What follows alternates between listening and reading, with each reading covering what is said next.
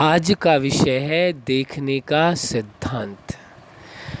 आप अच्छी तरह से जानते हैं कि हर व्यक्ति आँखों द्वारा देखता है और देखने का प्रभाव भी हर व्यक्ति के जीवन में आता है, क्योंकि जीवन के लिए आँखों का बहुत बड़ा रोल है, बहुत बड़ा महत्व है। आप सभी जानते हैं और कोई भी व्यक्ति देखने बगैर रह नहीं सकता है। वो विषय अलग है कि किसी कारणवश किसी की आंखें नहीं कार्य कर रही हैं, तो वो विषय अलग है, लेकिन दृश्य का जो सिद्धांत है वो समझने की आवश्यकता है। जो कुछ आप आँखों द्वारा देखते हैं, आँखों से देखने के बाद वह दृश्य आपके मानस पटल पर आता है और साथ साथ वह दृश्य आपके मेमोरी में भी फीड होता जाता है। वही दृश्य जो आपने देखा है, तो वो जब आपके मेमोरी में फीड हो जाता है, वो सदा के लिए स्थिर हो जाता है, सदा के लिए आपके अंदर रहता है, वो समाप्त नहीं होता है। तो ये बात समझने की आवश्यकता है कि जो कुछ आप देख रहे होते हैं उसका प्रभाव कैसे कैसे पड़ता है। कैसे? जैसे जो आपने देखा उससे संबंधित यदि आपके मन में विचार आया, किससे संबंधित? जो आपने दृश्य देखा या जो घटना देखा, एक ही बात है, घटना भी एक दृश्य के रूप में ही आपने देखा, तो उसे आपने देखा, तो उससे संबंधित जब आपके मन में विचार आता है तो क्या होगा? जब विचार उत्पन्न हो गया कि ये घटना ठीक है या ये दृश्य ठीक है या नहीं ठीक है, इसे ऐसा करना चाहिए या नहीं करना चाहिए, ये मेरे लिए दृश्य ठीक है या नहीं ठीक, अनेक प्रकार के विचार, उसमें से किसी भी प्रकार का विचार यदि आपके मन में आता है तो समझो वो दृश्य बहुत ही मजबूती से, यानी पक्के तौर पर वो आपके अंदर मानस पटल में भी फिक्स हो गया और वह दृश्य एकदम स्पष्ट तौर पर आपके मेमोरी में भी फीड हो गया। एक छोटा सा उदाहरण देंगे, आप समझ जाएंगे इस विषय को। जैसे आप कैमरे से कोई फ़ोटो खींचना चाहते हैं, कोई दृश्य को खींचना चाहते हैं, लेना चाहते हैं, तो आप जब कैमरे से देखते हैं तो वह दृश्य आपके कैमरे के अंदर आ रहा होता है, लेकिन जब उस फ़ोटो को खींचने के लिए उस बटन को दबाते हैं तभी जा कर के फ़ोटो खींचती है। यदि आप क्लिक नहीं करेंगे तो फ़ोटो नहीं खींचेगी। फ़ोटो आ तो रही है कैमरे के अंदर, लेकिन खींची कब जाएगी? जब आप उसे ऑन करेंगे, जो कैमरे का बटन है उसे ऑन करेंगे, तभी जा कर के वो फ़ोटो जब जैसे ही खींच लेंगे या फिर, लेकिन उसके पहले केवल दृश्य आता रहेगा, फिर वो फ़ोटो खींच जाएगी, वो आप कैमरे में आ जाएगी। इसी प्रकार से जो कुछ आपने आँखों से देखा है, दृश्य देखा है, घटना देखी है, यदि उससे संबंधित आपके मन में विचार आया तो वो फ़ोटो समझिए कि आपके अंदर फिक्स हो गई, मेमोरी में भी चली गई, आपके मानस पटल में भी आ गई, तो फ़ोटो खींची तो दृश्य आया।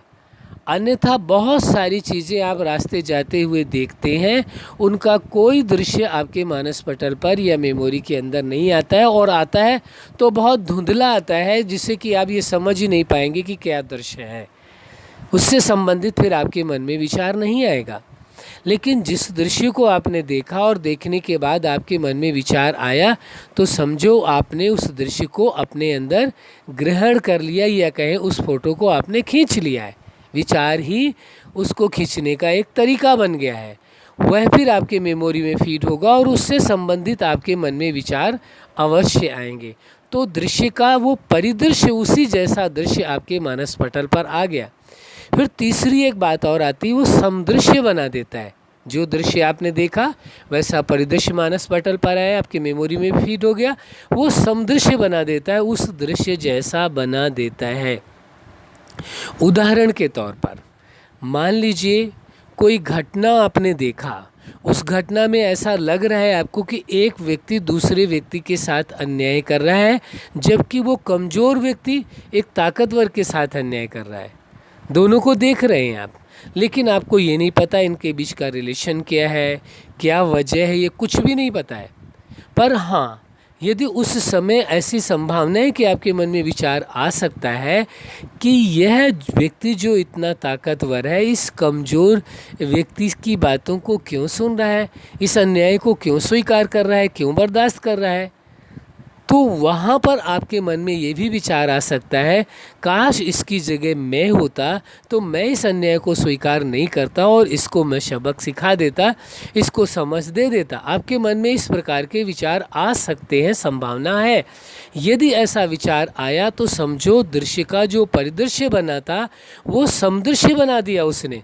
वो घटना किसी और व्यक्ति के साथ घट रही थी, वहाँ पर आपने अपने आप को स्थापित कर दिया, आपने अपने आप को वहाँ खड़ा कर दिया कि जैसे वो घटना आपके साथ घट रही है और आप उसी प्रकार से रिएक्ट करने लगे। आप अपने आप को वहाँ पर स्थापित करके आपको ऐसा लगा कि आपके साथ ही घटना घट रही है और आप वहाँ पर आपके अंदर विचार आने लगे कि इस घटना में हम इस प्रकार करते। तो सिद्धांत समझ गए, दृश्य का परिदृश्य बनता है और वो जो दृश्य है वो अपने जैसा बना देता है, समदृश्य बना दिया। कहाँ आपका उस घटना से कोई लेना देना नहीं था, कहाँ आपने अपने आप को वहीं स्थापित कर दिया। कई बार आपने सुना होगा, कई बातें होती देश से संबंधित होती, किसी विषय से संबंधित होती, तो व्यक्ति ये कह देता है काश इस जगह में होता तो मैं ऐसा कर लेता, यहाँ पर होता तो मैं ऐसा कर लेता, यदि मेरे अधिकार में ये चीज़ें होती तो मैं ऐसा कर देता। इस तरह के व्यक्तिगत हम उदाहरण नहीं दे रहे हैं, लेकिन आप समझ सकते हैं इस बात को कि ऐसा मन में विचार आता है कि यदि ऐसा होता, हम यहाँ पर होते तो हम ये एक्शन लेते, हम ये कर देते, ऐसा कर देते।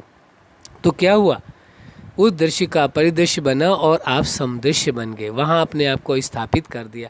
इस समझ से आपको एक फ़ायदा होगा सबसे ज़्यादा। आप कहेंगे इस बात से फ़ायदा क्या होगा कि जो दृश्य है आप समझते हैं कि जिस तरह के आपको अपने मन में विचार लाने हैं, चिंतन लाने हैं, तो आप उसी से संबंधित उन दृश्यों को देखेंगे या उन दृश्यों का अवलोकन करेंगे या उन दृश्यों का विश्लेषण करेंगे।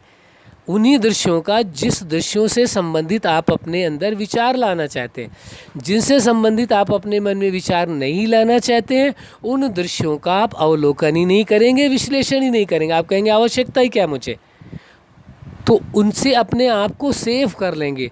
जितनी ज़्यादा से ज़्यादा आप दृश्यों को देखेंगे, ज़्यादा से ज़्यादा आपके मेमोरी में फीड होंगे, उतने ही अधिक आपके अंदर विचार आएंगे। अधिक विचार आएंगे तो जो आपके शांत की अवस्था है, जो आप पीसफुल लाइफ जीना चाहते हैं, उसमें डिस्टर्बेंस होगा। भाई कुछ जो आवश्यक है, जो आपसे जीवन से रिलेटेड है, मैटर है, उसको तो आपको देखना ही पड़ेगा, विचार करना ही पड़ेगा। ये आपके परिवार से संबंधित है या आपके प्रोफेशन से संबंधित है, वो तो आपको करना ही पड़ेगा। लेकिन जिनकी आपको आवश्यकता नहीं है, आप नहीं चाहते उन विचारों को अपने अंदर लाना, तो उस दृश्य को आप अपने अंदर फीड नहीं करेंगे।